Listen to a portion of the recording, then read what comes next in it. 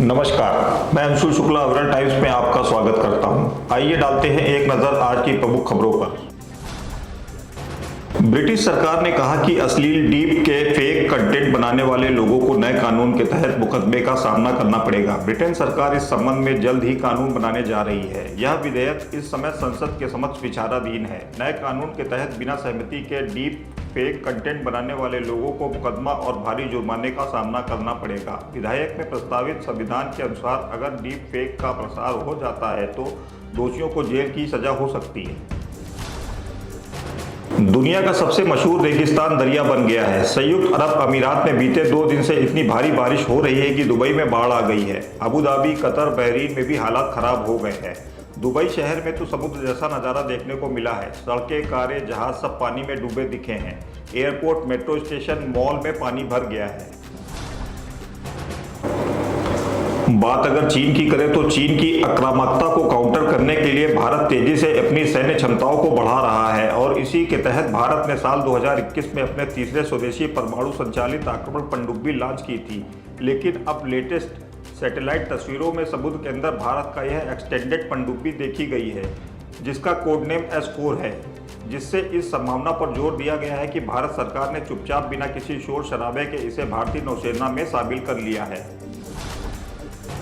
विश्व की सबसे बड़ी इलेक्ट्रिक कार बनाने वाली कंपनी टेस्ला ने शेयर में गिरावट का सिलसिला जारी है। कंपनी के शेयर में साल 2024 की शुरुआत से लेकर अब तक 37% की गिरावट दर्ज की गई है।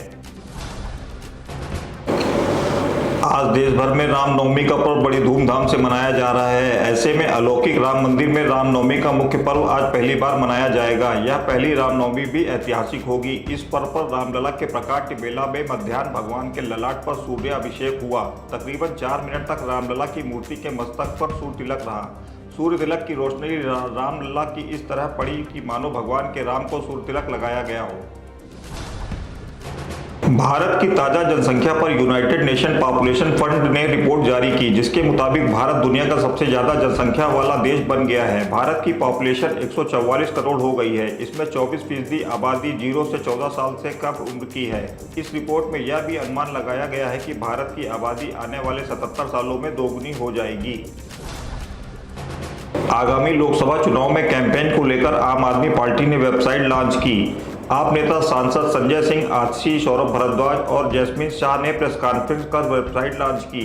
इस कॉन्फ्रेंस में मौजूदा दिल्ली के मंत्री आतिशी ने कहा कि आम आदमी पार्टी ने केजरीवाल सरकार के कामकाज के बारे में जानकारी देने के लिए आपका रामराज वेबसाइट शुरू की है। IPL 2024 में आज सीजन का 32वां मुकाबला खेला जाएगा। इस मैच में आमने सामने गुजरात टाइटंस और दिल्ली कैपिटल्स की टीमें होंगी। अब तक दोनों टीमों के लिए मौजूदा टूर्नामेंट में कुछ खास नहीं रहा है और दोनों ही टीमें फिलहाल शीर्ष 4 टीमों में काफी दूर हैं। लखनऊ में मंडियाओं के मामा नगर स्थित अपना लॉज के पास रात हाई स्कूल के छात्र की डंडे से पीटकर हत्या कर दी गई। वह एक दोस्त की बर्थडे पार्टी में शामिल होने गया था। छात्र की मां ने आरोप लगाया है कि रंजिश के चलते युवकों ने हमला किया। आरोपियों को पुलिस ने गिरफ्तार कर लिया है और हत्या में इस्तेमाल हुए पटरे को बरामद कर लिया है। एक आरोपी अब भी फरार चल रहा है। बात अगर फिल्म जगत की करें तो अजय देवगन की फिल्म मैदान को लेकर पिछले कई दिनों से खूब चर्चा हो रही है। फिल्म 11 अप्रैल को सिनेमाघरों में रिलीज हुई थी।